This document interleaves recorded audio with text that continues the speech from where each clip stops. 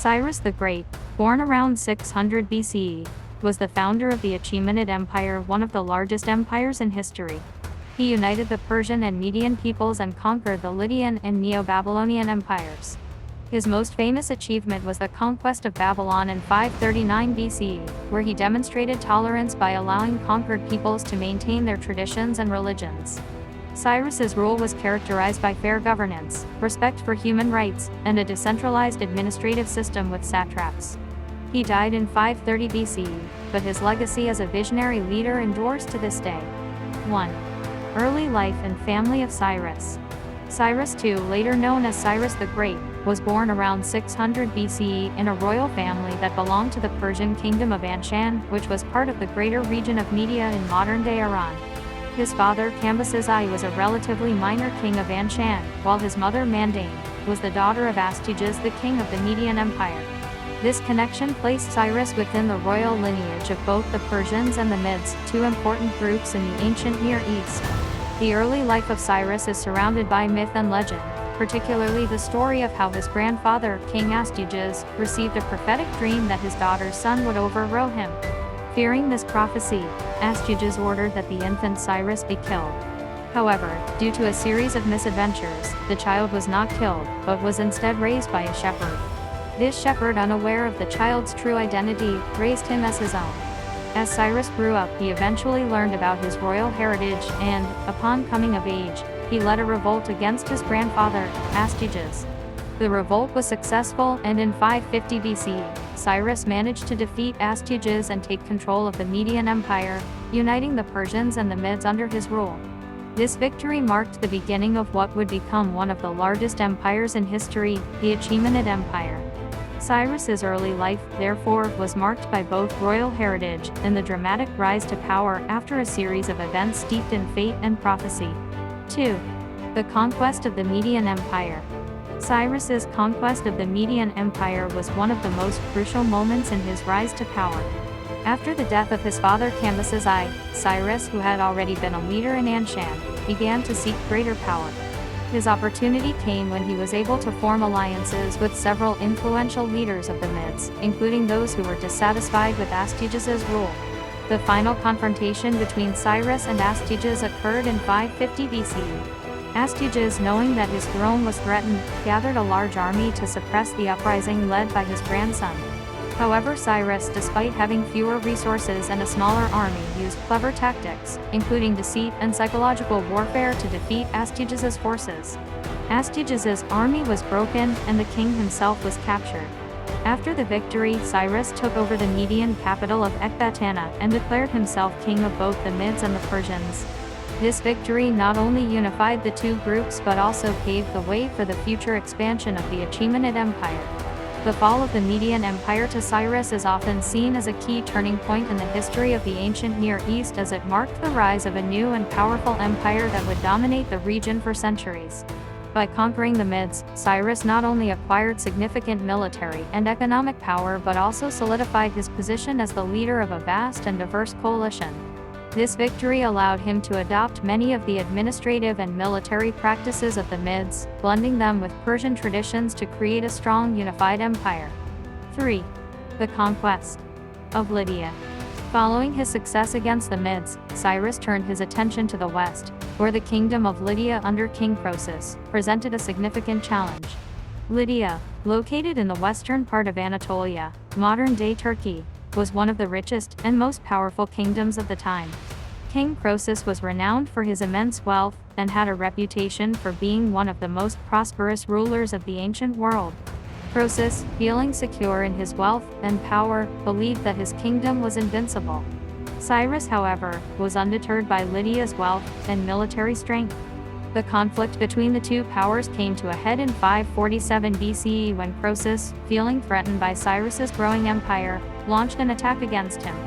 What Croesus did not anticipate was the tactical genius of Cyrus. In the ensuing battle, Cyrus's forces defeated the Lydian army through a combination of strategic maneuvering and exploiting Croesus's overconfidence. One of the key elements of Cyrus's victory was his use of the Persian cavalry, which proved to be a decisive factor in the battle. The Lydian forces were unable to match the speed and agility of the Persian cavalry, and Cyrus took full advantage of his superior military tactics. After the battle, Cyrus captured the Lydian capital of Sardis, ending the Lydian kingdom's independence and absorbing its vast wealth into the Achaemenid Empire. In addition to his military victory, Cyrus also displayed his characteristic respect for local customs and traditions.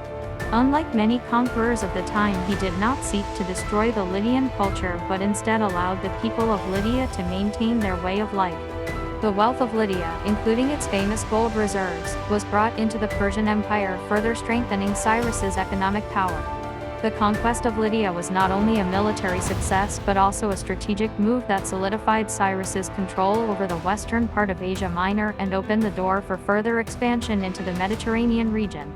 This victory also demonstrated Cyrus's diplomatic and military abilities, as he was able to defeat one of the wealthiest and most powerful kingdoms in the ancient world. 4. The conquest of Babylon. The conquest of Babylon in 539 BC stands as one of the most significant achievements of Cyrus the Great. At the time, Babylon was the center of one of the most powerful empires in the ancient world, ruled by King Nabonidus. The Neo-Babylonian Empire, which had risen to prominence under King Nebuchadnezzar II, had been in a period of decline by the time Nabonidus ascended the throne. His lengthy absence from the city of Babylon, coupled with his religious policies, made him unpopular, leading to unrest among the Babylonian people. Cyrus, who had already conquered much of the Near East, saw an opportunity to expand his empire by taking control of Babylon. He presented himself as a liberator to the Babylonians, promising to restore their religious traditions and allow them more autonomy. Babylon, with its grandiose walls and wealth, was seen as an impregnable fortress. However, Cyrus's strategy was not based purely on military might, it was also shaped by diplomacy and psychological tactics. Before his military campaign, Cyrus engaged in several diplomatic moves, including securing alliances with neighboring states that were dissatisfied with Babylon's rule. The Persian army, under Cyrus's leadership, marched toward Babylon, and as they approached, they diverted the Euphrates River, which ran through the city. The riverbed was now dry, allowing the Persian army to march into the city through the river gates, which were left unguarded due to the Babylonian forces' misjudgment. Upon entering Babylon, Cyrus's troops met with little resistance, as many of the city's inhabitants welcomed him, seeing him as a liberator. Nabonidus was captured and Babylon fell without a prolonged siege. Cyrus's victory in Babylon solidified his status as a ruler of immense power. But what made his conquest even more remarkable was his subsequent treatment of the Babylonians. Unlike many conquerors of the time who would have looted and destroyed the city, Cyrus adopted a policy of tolerance and respect for the local culture and religion. In fact, Cyrus is often celebrated for his humanitarian approach toward conquered peoples, as demonstrated by the famous Cyrus cylinder. This ancient artifact, considered by many historians as the first declaration of human rights, recorded his actions in Babylon, particularly his promise to restore temples and religious freedoms.